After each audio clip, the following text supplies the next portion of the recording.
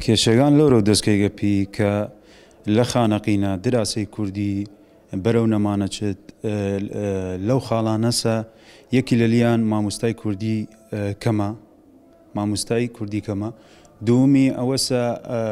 زۆربەی عائیلەکان لە خانەقین مناڵیان ناخەنە مەدرسەی کوردی ئەرا ئەوەی لە پەیمانگان و زانکۆگانی کوردستان قبول ناکرێن.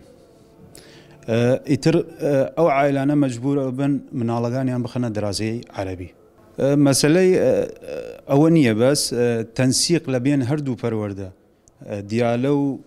کوردستان تەنسیقیان نییە ئەوەسە مەدرسەکان بەرەو ئەوە ئەچن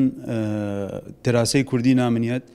خەڵکانە کە کوردی نیش مناڵیان خەنە دراسەی عەرەبی. تەکی سیاسەت دەورێکی فعالی هەیە لە ئەوە کە لەم منطقانە دراسەی کوردی کۆتایی وەپیبارن. ئیتر حکوومەت هەرێمی کوردستانیش ئەو هەوڵە نادا ئەرا ئەوەی ئەم منطقانە زۆربەی کوردنیشینن دراسەی کوردی دەورێکی جددی بنەپی ئەرا ئەوەی زیندووە بووت. واللهی ئەگەر باین ئەسبابەکان باس بکەین ئەسبابەکان زۆرە. یەکەم جار خانەقین کاتی ڕزگارکردن خەڵک گشتی قوتابخانەکان کوردی کرا قوتابخانە عەرەبینەوەی بەڵام بە فێڵێکی سیاسی سێ چوار قوتابخانە عەرەبی وازکرا ناو خانەقین و ئەسبابە فرە قورسەکان بشین. یەکی لە ئەسبابەکان مناڵ خوێندن کوردی لەسەر حکوومەی مەرکەز دەعم ناکرێت لەبەر ئەوە کتێب و سیستم گشتی لە کوردستانەوە تێت بەڵام لە تاقیکردنەوە پرسیارەکان لە حکوومەی مەرکەزەوە تێت. بەڕێوەبەرایەتی گشتی زمانی کوردی لە وەزارەی تەربیە عێراقی هەیە بەڵام کەڵکیش نایەت هیچ بۆ خەڵک ناکات. دووەم چیست من وەختی مناڵەکەم نامە کوردی لە کوردی دەرەچێت لە زانکۆی سەر کوردستان قبول ناکرێت لەبەر ئەوە نمرەکانی بەرز نییە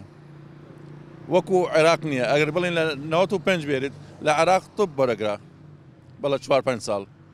بەڵام لە کوردستان 105 و 110 ئەبێ شەهیدت بێ دەرەجێ بەرز بێریت. دووەم چیست دوای 16 ئۆکتۆبەر شارەکە گۆڕا لەبەر ئەوە ئەوانە تەستیم شارکردن و ئەو مەوزوعە و کار سیاسە و فێڵبازیە کرا لە خانەقین و ناوچە دابراوەکان ئێمە زەرەرماندی. هەردوو حکوومەت زەڕێنی نەدیە هەردوو حکوومەت هەر هاوکارن هەردوو حکوومەت هەر برادرن هەر بە یەک سیستەمە ڕوان بەڵام خەڵکەکە والی هات.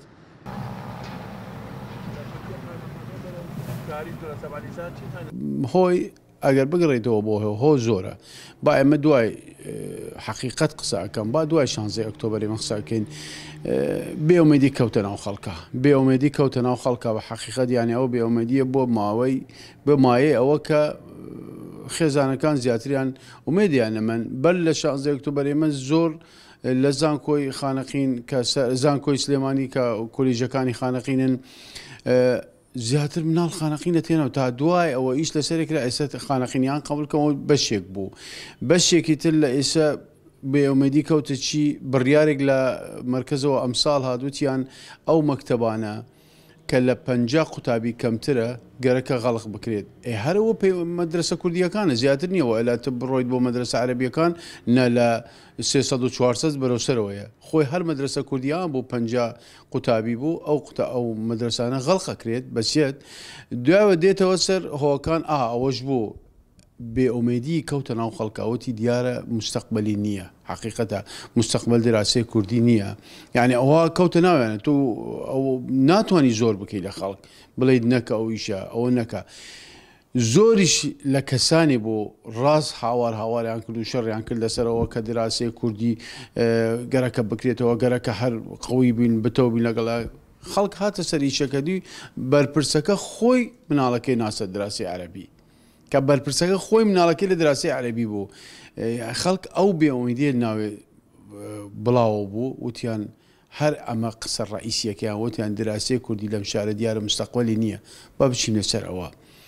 با بچین لەسەر دراسە عەرەبیەکە باشترە. ئەو بێئومێدیە بوو هەرچەند ئێستا دراسی کوردی هەیە لەسەر کوردستان جوان ڕێیەکە چەند مەدرسەیەکی عەرەبیمانیش هەیە کوردیمان هەیە لەسەر مەرکەز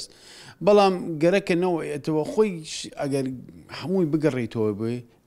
ئەگەڕێتەوە بۆ سیاسی کارەکە سیاسیە بەشێکە لە تعریبکردن بەم شێوازە کە من چوومە ناو بازار ئەم دوعاەمە کرد بۆ خەڵکەکە مستەقبل نییە کاکەوە کورسان پارەیان نییە کورسان ئەتمادی لەسەر بەغایە ئەوها هەرچەند ئەوەش هەم ئەگەڕێتەوە بەداخەوە بۆ دەسەڵاتدارانی خۆمان ئەوە بەشێکە لە ینی کێشەی دەسەڵاتدارانی خۆمان ئەوە دروستکردنەوە ئێمە کە مستەقبلێکی دوور نەنان بۆمان ئەوە ئێستا دوعاەکە بڵاوە کردەوە خەڵکەکەی سادەیە نازانێ ئاڵێەوە کورسانە هیچ مستەقبلینەوە کورسان چۆن خانەقی نیشتەجی ئەوها دراسی کوردیش